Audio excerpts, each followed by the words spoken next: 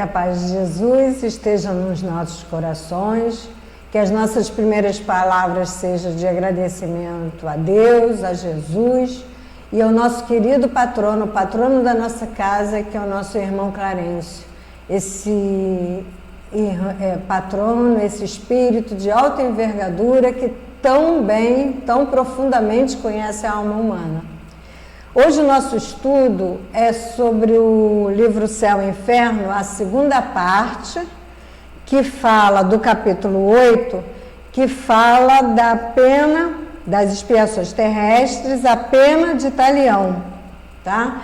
Mas, como todo trabalho na nossa casa, nós iniciamos com uma leitura do Evangelho, uma leitura edificante e depois a nossa prece. Então, vamos efetuar a leitura do nosso Evangelho segundo o Espiritismo, o capítulo 8, Bem-aventurados que têm puro coração, e os itens são o pecado por pensamento.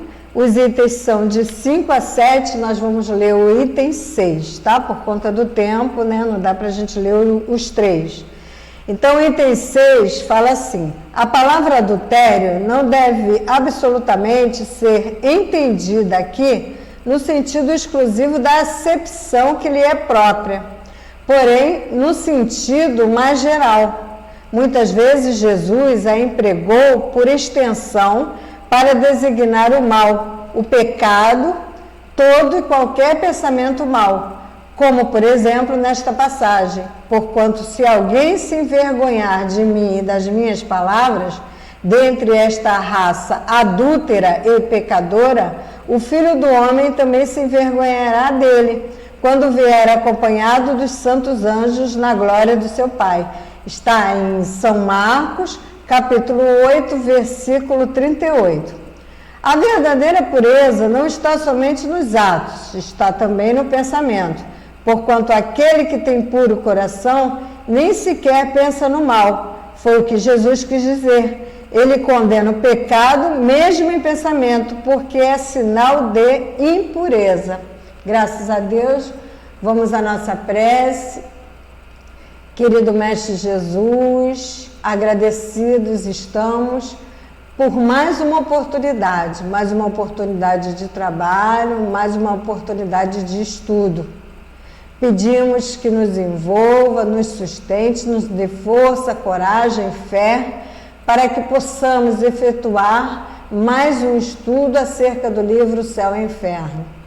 Agradecemos também a oportunidade que nos é dada pelo nosso patrono, nosso querido irmão Clarencio, que abre as suas portas, abre o seu coração para que possamos ter oportunidade de estudo e de trabalho. Sendo assim, querido Mestre Jesus, te pedimos permissão, mas sobretudo sempre ao nosso Deus, Pai de infinita bondade e misericórdia, para iniciarmos mais um estudo do livro Céu e Inferno. Que assim seja e graças a Deus. Então, como nós já falamos no início, nós vamos estudar a segunda parte do livro Céu e Inferno, que corresponde ao capítulo 8, das expiações terrestres, né? E a pena de talião. Agora, para nós iniciarmos apenas essa mensagem, essa evocação feita aqui por Kardec, esse estudo que nos foi trazido por Kardec, pelos espíritos, né, e codificado por Kardec, a pena de talião tem o seguinte significado: os primeiros indícios de existência dessa lei de talião foram encontrados no Código de Hammurabi em 1780 a.C., no reino da Babilônia, tá? Talião, o antigo sistema de penas pela qual o autor de um delito, de um malfeito, né, devia sofrer castigo igual ao dano por ele causado. Então, o autor de um delito, alguém que infringiu a lei, devia sofrer castigo igual ao dano por ele causado. Então vamos efetuar nossa leitura para a gente ir conversando, né, sobre os ensinamentos trazidos pelos Espíritos, pela evocação que Kardec faz. O senhor Antônio B., escritor de mérito, de grande merecimento, estimado por seus concidadãos, as pessoas da mesma cidade, da mesma nacionalidade, né, tendo exercido com distinção, com atenção e integridade, dignidade, né, responsabilidade, funções públicas na Lombardia. A Lombardia é uma região no norte da Itália, tá? Por volta de 1850, ou seja, século XIX. Após um ataque de apoplexia é uma hemorragia cerebral que determina a suspensão da sensibilidade e do movimento. O derramamento de sangue numa víscera, tá? É uma hemorragia cerebral. Então, após um ataque de apoplexia, cai em um estado de morte aparente. Então, o seu Antônio B., ele cai em um estado de morte aparente.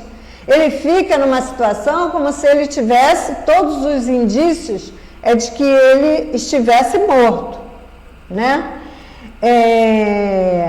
E aí a gente lembra a questão 424 aqui do Livro dos Espíritos, que fala sobre as mortes aparentes. E na nota de Kardec, no finalzinho da questão, na notinha de Kardec, Kardec fala que a letargia e a catalepsia derivam do mesmo princípio, que é a perda temporária da sensibilidade do movimento por uma causa fisiológica ainda inexplicada. Diferem uma da outra em que, na letargia, que é o caso do senhor Antônio B., a suspensão das forças vitais é geral e dá ao corpo todas as aparências de morte. Foi o que aconteceu com o seu Antônio B., o senhor Antônio B. Então, ele teve uma morte aparente, como o Lázaro, né? A época da presença de Jesus no nosso planeta, também teve uma situação de letargia, com uma morte aparente, que infelizmente foi considerada, como acontece muitas vezes, como morte verdadeira, como uma morte verdadeira. E eu lembrei, e aí eu fui lá pesquisar, que nós tivemos aqui no nosso país um ator muito famoso, né, mas é da época de 60, da época de 70, que é o Sérgio Cardoso, que era um ator de telenovela, né, muito famoso e ator brasileiro, né, foi protagonista de várias novelas, de várias telenovelas e atuou numa novela muito famosa, que é a Cabana de Pai Tomás. E por que eu estou falando nesse ator? Porque ele faleceu e correu na época um forte boato, que eu fui pesquisar na internet, no Google, que esse boato, esses rumores não são comprovados, tá? Mas que ele tinha, quando se abriu o caixão, ele tinha se virado dentro do caixão. Então, que ele foi enterrado vivo, como é o mesmo caso do nosso companheiro aqui, Antônio B. Só que o Sérgio Cardoso, ele desencarnou em 23 de março de 1972, com 47 anos. Só que essa morte aparente, né, do Sérgio Cardoso não foi comprovada, tá? Mas, à época, houve rumores muito fortes que ele tinha sido encontrado no caixão virado de bruços, tinha se movimentado no caixão. Então, continuando aqui, o equívoco, o erro, né, foi mais fácil ainda, no caso do seu Antônio B., porque se acreditou perceber no corpo sinais de decomposição, ou seja, de apodrecimento do corpo físico. O que é a decomposição? É a separação dos elementos químicos que compõem o corpo físico, tá? O nosso corpo físico. Elementos orgânicos, inorgânicos, e a decomposição é essa separação. 15 dias após o enterro, uma circunstância imprevista determinou que a família pedisse a exumação, ou seja, que desenterrasse, né? Tratava-se de um medalhão esquecido por descuido dentro do caixão. Então, o seu Antônio B. foi enterrado dentro do caixão com esse medalhão. Foi enterrado e dentro do caixão ficou o medalhão. Tratava-se de um medalhão esquecido por descuido dentro do caixão. Mas o assombro dos assistentes foi grande quando, na abertura, verificou-se que o corpo havia mudado de posição. Tinha se mexido, tinha se movimentado. E que estava revirado. E coisa horrível. Essa situação que foi mais, assim, como ele fala aqui, horripilante, né? Que o corpo havia mudado de posição e que estava revirado, e coisa horrível, que uma das mãos fora, em parte, comida pelo defunto, pelo próprio Antônio B., que com fome, vivo, né, enterrado vivo, dentro do caixão, ali fechado, ele acabou se alimentando da própria mão. Tá aqui, uma das mãos fora em parte comida pelo defunto. Tornou-se, evidente que o infeliz havia sido enterrado vivo. Ele devia, não foram rumores, foi comprovado, né? Por essa situação foi comprovado, enterrado vivo. E ele devia ter sucumbido, ter se rendido sob os tormentos do desespero e da fome. Então ele se rendeu à fome e acabou se alimentando da própria mão, no seu desespero, né? O senhor Antônio B., tendo sido evocado na Sociedade de Paris em agosto de 1861, ou seja, 11 anos depois do seu desencarne, também no século XIX, né? A pedido de um dos seus parentes, deu as seguintes explicações. Agora, vamos ver quais foram as explicações que foram dadas pelo senhor Antônio B. Que desejais de mim? Quando ele é evocado, é chamado, né? Ele fala, que desejais de mim? Um dos vossos parentes nos pediu que vos evocássemos. Nós o fazemos com prazer e ficaremos felizes se quiserdes nos responder. E ele responde, seu Antônio B., sim, eu quero responder, de toda boa vontade, né? Para que nós possamos nos esclarecer, para que se possa esclarecer e Kardec pudesse trazer esses ensinamentos para todos nós, né? Lembrai-vos das circunstâncias da vossa morte, é perguntado. E aí ele responde, certamente que sim, deve ter sofrido bastante, né? O desespero, a gente, só de pensar na situação do seu Antônio B., enterrado, ali preso, dentro do caixão, sem poder gritar, sem poder falar, sem poder pedir um socorro, né? Naquele desespero vivo, a gente já fica com uma aflição muito grande. Certamente que sim, eu me lembro porque despertar essa lembrança do castigo. Ele fala, eu me lembro. Por que despertar essa lembrança do castigo? Ele fala em castigo. É verdade que foste enterrado vivo por engano? Aí a pergunta, é verdade que fosse por engano, né? Por pensar, por um erro em pensar que ele estivesse morto, né? Por causa dos indícios, né? Da morte aparente. Ele responde, isso devia ser assim, a sua morte deveria ser assim, ele respondendo, porque a morte aparente teve todas as características de uma morte real.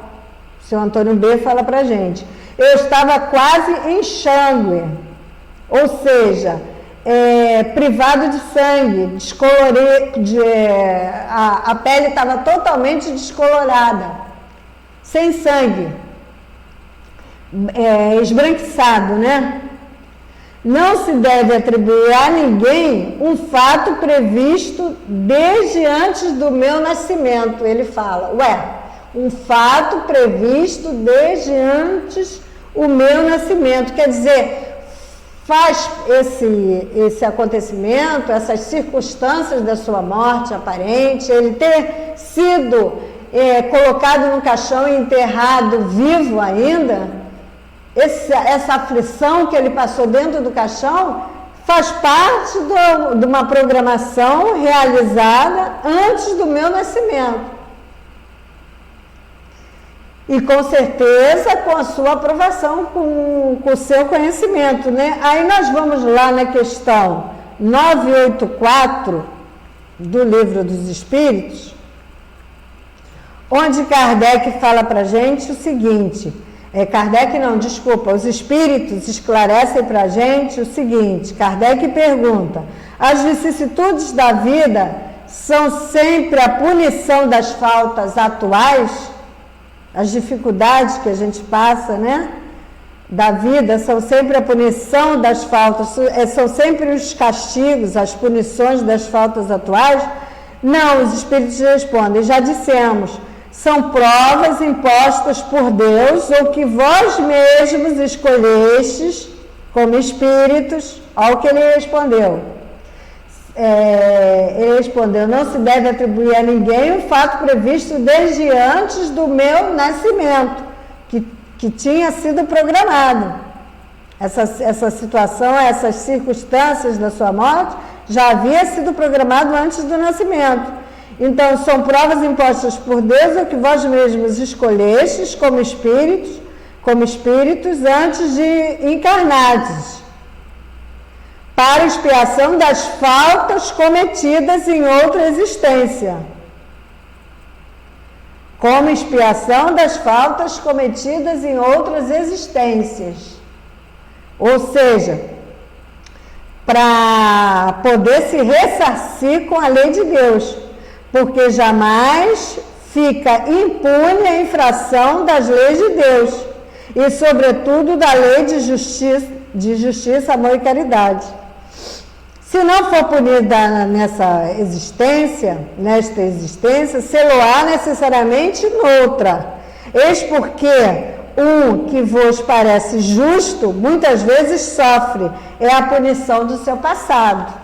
Então vamos guardar bem essa questão 984 do Livro dos Espíritos. Aí, continuando aqui no número 5, se essas perguntas são de natureza, são de origem a vos causar desgosto, aflição, desconforto, aborrecimento, devemos interrompê-las? Ele responde, não, continuai.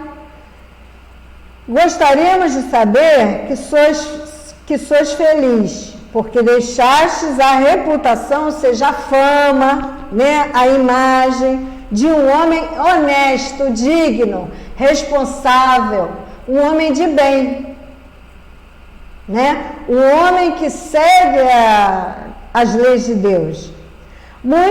A resposta dele, muito vos agradeço, sei que rogareis, que fareis súplica, aclamareis por mim. Vou esforçar-me para conseguir responder. Porém, se não me for possível, um dos vossos guias habituais me substituirá. Se ele por conta das lembranças, da aflição, do desgosto, né, que ele passou, do sofrimento, das reminiscências dessas circunstâncias da morte, ele não puder continuar, ele fala, se não for me possível, um dos vossos guias habituais me substituirá. Na 7, podereis descrever as sensações que experimentastes nesses terríveis momentos? Só de pensar a gente já fica numa aflição terrível, né?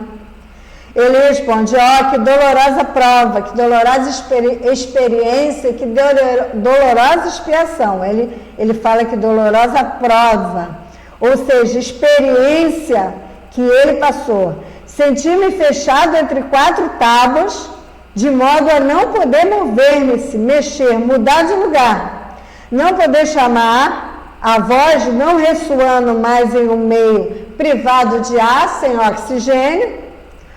Que tortura de um infeliz que se esforça inutilmente para respirar em uma atmosfera insuficiente à desprovida da parte respirável. Pobre de mim, só de pensar a gente já fica numa aflição terrível, né? Era como um condenado à boca de um forno. Era como um condenado à boca de um forno, exceto o calor, sem o calor. Na boca de um forno, sem o calor. Olha que desespero, olha que aflição que dá. Só da gente imaginar essas colocações que o Antônio B. traz para a gente. Que essa experiência que ele vivenciou. Não desejo a pessoa alguma semelhantes torturas. Não desejo a ninguém um fim como o meu. Pobre de mim, cruel punição, castigo, né? De uma cruel e feroz existência. Aí ele dá uma dica pra gente, ele deixa uma pista. De uma punição de uma cruel e feroz existência. Ele não foi um homem digno, como foi falado, como é a sua reputação, a sua imagem, honesto, honrado. E ele fala de uma cruel punição, de uma cruel e feroz existência. Mas quantas existências nós tivemos, e Antônio B. teve, antes dessa existência digna, responsável, né? Essa existência honesta. Não me pergunteis, continuando, em que pensava naqueles momentos. Porém, eu mergulhava no passado e entrevia vagamente o futuro. Ele mergulhava nas reminiscências, nas lembranças do passado e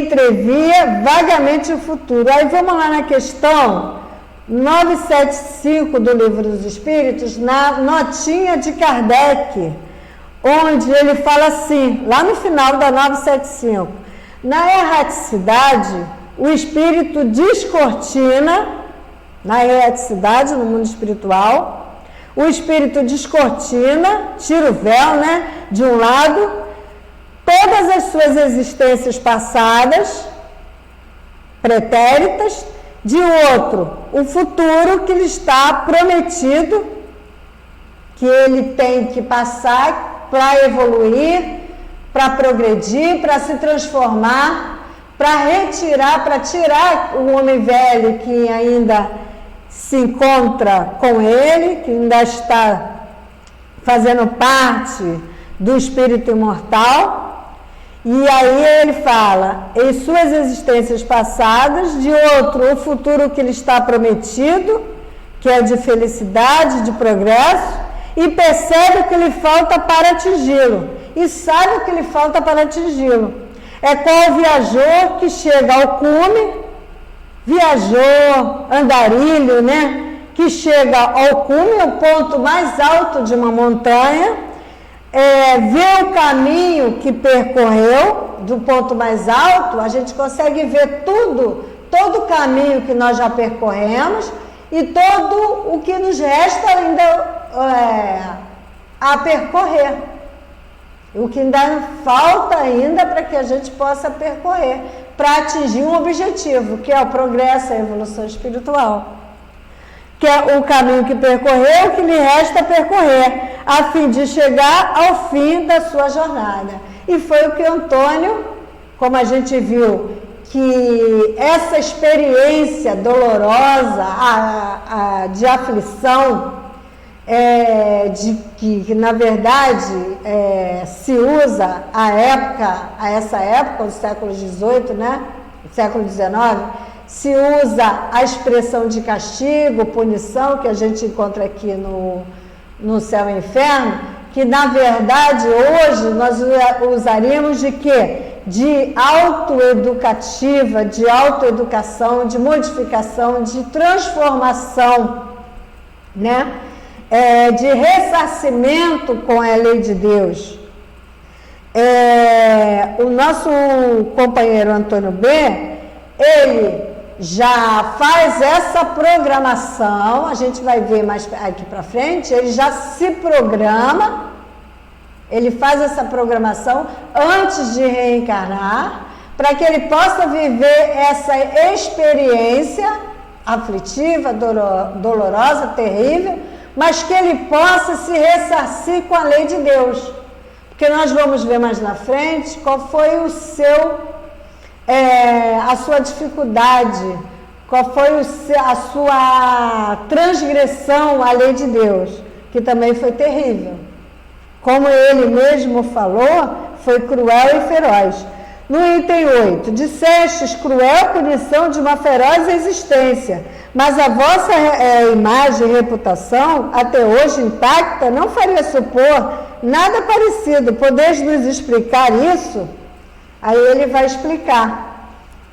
O que é a duração de uma existência na eternidade, como espírito imortal, né? Por certo, procurei agir direito na minha última encarnação, mas nessa encarnação que ele foi conhecido com a imagem, com a reputação de homem honesto, homem digno, né? Mas este final eu aceitarei antes de retornar à humanidade, antes de reencarnar. Por que me interrogar sobre esse passado doloroso que só eu conhecia, só ele conhecia? Ninguém mais conhecia, bem como os espíritos, ministros do Todo-Poderoso, né? Auxiliares do Todo-Poderoso, auxiliares de Deus, o nosso querido Mestre Jesus. Sabei, pois, já que é preciso vos contar, que em uma existência anterior eu havia emparedado uma mulher. Essa é o erro, é a transgressão à lei de Deus terrível e cruel que ele cometeu. Então, eu havia emparedado uma mulher, a sua própria esposa, e viva em uma pequena adega. Foi a pena de talião que eu devia aplicar em mim, dente por dente, olho por olho. Foi a lei de talião que eu devia aplicar em mim, dente por dente, olho por olho. Ou seja, ele cometeu um delito e devia sofrer o castigo igual ao dado por ele, ao dano por ele causado. Continuando, nós vos agradecemos por teres concordado em responder às nossas perguntas e rogamos a Deus para vos perdoar o passado em atenção ao merecimento da vossa última existência. Ele fala, voltarei mais tarde, no entanto, o espírito Erasto terá a bondade de terminar. E Erasto, ele como guia do médium, ele dá algumas instruções, mas a gente sintetizando aqui, por conta do nosso tempo que é curto, Erasto fala, primeiro, o que deveis retirar deste ensinamento é que todas as vossas existências têm uma dependência recíproca. Todas as nossas existências, elas são solidárias e ligadas umas às outras, e que nenhuma é independente das outras. Os cuidados, as confusões, como os grandes dores que atingem os homens, sempre são as consequências de uma vida pretérita anterior, criminosa ou mal empregada. Entretanto, devo dizer que os finais de vida idênticos ao de Antônio B. são raros, e se este homem, de que a última existência foi isenta de repreensões, morreu dessa forma, foi porque ele mesmo havia solicitado, ele mesmo solicitou. Não vai dar tempo da gente dar uma lida, mas quem puder, dá uma olhadinha lá no Consolador de Emmanuel, na questão 272, que Emmanuel esclarece a respeito da pena de talhão. Foi porque ele mesmo havia solicitado esse tipo de morte a fim de abreviar o tempo da sua erraticidade, da sua caminhada e atingir mais rapidamente as esferas elevadas, a evolução, o progresso espiritual. E para a gente terminar,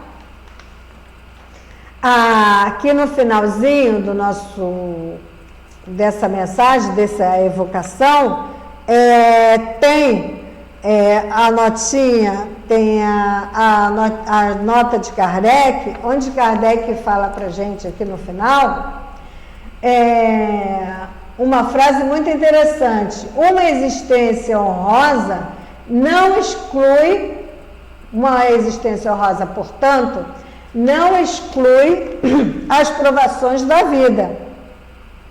Foi o caso do Antônio B., que teve essa sua última existência honrosa, digna, responsável, e construiu, foi artífice, né, construtor de uma imagem, uma reputação de homem de bem. Não exclui as provações da vida, porque as escolhemos ou aceitamos como complemento da expiação e o saldo de uma dívida que paga antes de receber o preço do progresso realizado. Então, a gente conclui que se poderia, neste caso, substituir uma existência honrosa, não exclui, portanto, não excluir as provas da vida, por plantar, a plantação é livre, mas a colheita é obrigatória, colher é obrigatório. Uma conduta digna, ilibada, não nos libera das dívidas, né? Das experiências que temos que passar, das expiações que temos de passar, que nada mais é nada menos do que sofremos as consequências dos erros cometidos no pretérito, no nosso passado. Então, se poderia substituir por plantar é livre, colher é obrigatório, uma conduta ilibada não nos liberta das dívidas morais contraídas.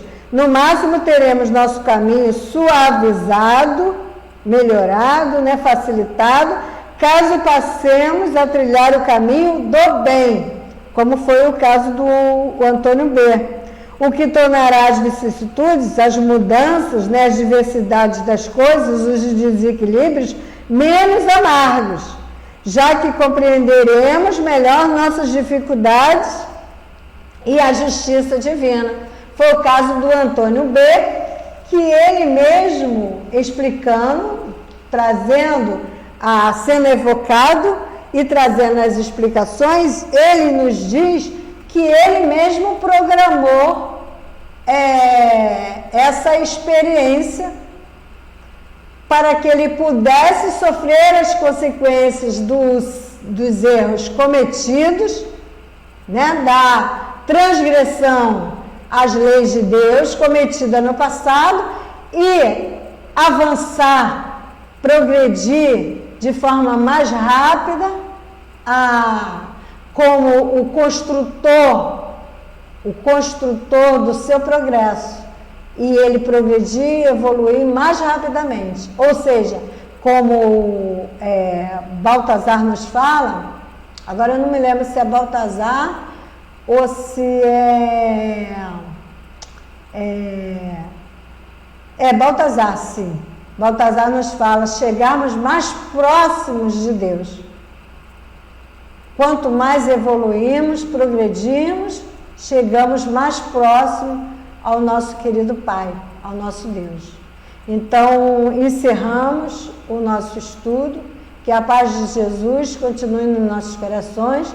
Vamos fazer a nossa prece, agradecendo sempre ao nosso querido Mestre Jesus, que nos envolveu, nos sustentou durante o nosso estudo, agradecendo a Deus, Pai de infinita bondade e misericórdia, ao nosso querido, ao nosso patrono, Ministro Clarencio, que nos dá força, nos dá coragem, a quem pedimos, querido irmão Clarencio, nos ajude, amplie a nossa fé, a nossa vontade, para continuarmos aí como andarilhos que somos, a nossa caminhada, mas sempre à luz dos ensinamentos do nosso querido Mestre Jesus.